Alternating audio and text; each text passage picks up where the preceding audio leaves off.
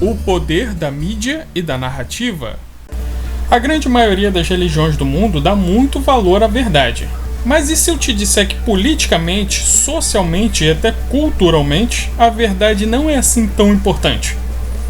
Existe uma palavra na nossa língua chamada narrativa. Basicamente, ela se trata do ato de, narrar ou contar um fato ou uma história.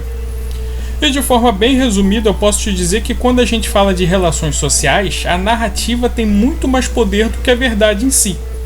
Ou seja, o modo que você conta um fato é mais importante do que o fato em si.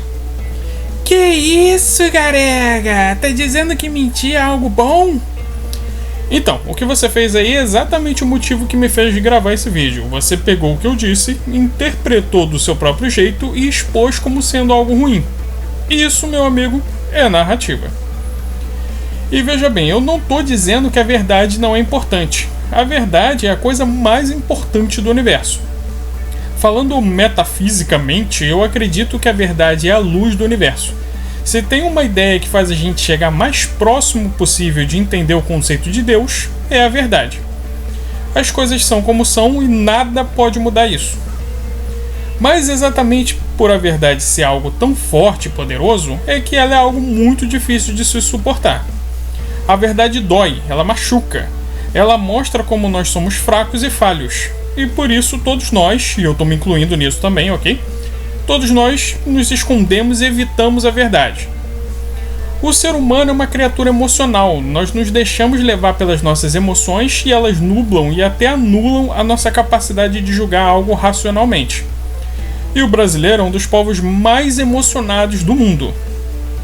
Por isso, quando a gente vê uma notícia, a gente reage muito mais com a emoção do que com a razão. Eu vou te dar um exemplo de como isso funciona e do perigo que isso tem. Imagina a seguinte cena. Uma mãe está no supermercado com seu filho pequeno, de uns 3 ou 4 anos. Daí a criança começa a fazer birra e espernear porque a mãe não quer comprar o biscoito que ela pediu. Uma cena que a gente vê por aí diariamente, né? Agora imagina que a criança é realmente atentada e acaba xingando a mãe. A mãe, já irritada, vira a mão e dá uma palmada na criança. Nada demais, um tapinha no bubu. Só que nesse momento tinham 2 caras vendo essa cena. Um mais conservador olha aquilo e pensa: muito bom, a mãe soube impor limite. Eu sempre apanhei da minha mãe quando era criança e tenho um bom caráter. O outro, mais progressista, pensa: que absurdo, que coisa retrógrada, não se educa com agressão. Percebeu? Você tem um fato e você tem 2 interpretações diferentes desse mesmo fato, uma boa e uma má. Agora imagina que cada um desses 2 caras puxa seu celular e faz um post numa rede social sobre o ocorrido. O conservador elogiando a postura da mãe, que soube colocar limite na criança, e o progressista acusando de abusadora, falando que aquilo é um absurdo e pipipipopopô. Agora imagina que os 2 posts viralizam e atinjam milhares, milhões de pessoas. Olha quanta gente vai julgar a atitude da mãe, não baseado no fato em si, mas na narrativa e na reação emocional de cada um dos 2 caras que postou. Obviamente, quem é mais conservador vai tender a concordar com a visão do conservador e quem é progressista vai concordar com o progressista. Porque na maioria das vezes a gente nem consome notícias ou entra em redes sociais para nos informar mesmo, mas para buscar conteúdo que concorde com o que a gente pensa e acredita. Entender o potencial que isso tem? A mãe que só deu um tapinha na criança iria ser alçada ao nível de superstar e da noite para o dia viraria o assunto mais comentado do país todo, pelo menos por uma semana, né? Até surgir outra polêmica. Mas nesse tempo ela seria julgada ou como uma heroína ou como uma vilã, e esse julgamento teria sérias consequências na vida dela.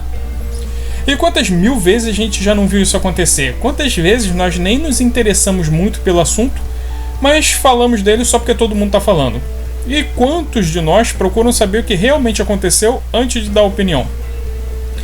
Dado o fato que o brasileiro médio não gosta de ler, é óbvio que na grande maioria das vezes as pessoas fazem seu julgamento unicamente pelo título dos posts ou das matérias, sem nem ao menos lerem o conteúdo, que muitas das vezes até contradiz o título, aliás, na maioria das vezes.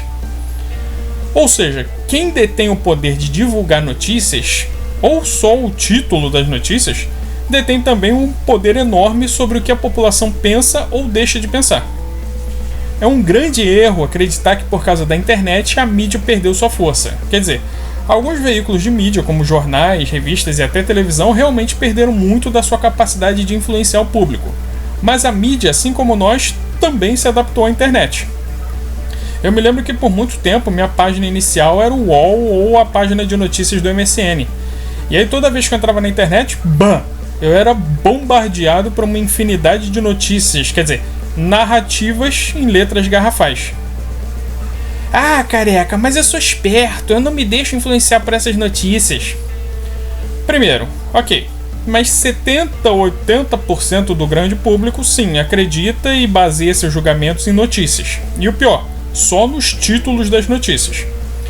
E segundo, mesmo que você ache que não fica influenciado, subliminarmente ou inconscientemente sim, você fica. Afinal, quando você ouve 24 horas por dia que tal pessoa ou coisa é ruim, você acaba desenvolvendo uma certa repulsa por ela.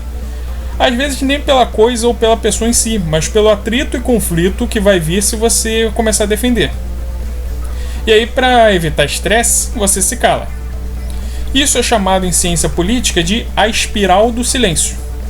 Porque cada vez você vai se calando mais, e mais pessoas vão cada vez se calando mais, e de repente, defender ou até falar daquele assunto vira uma coisa praticamente proibida.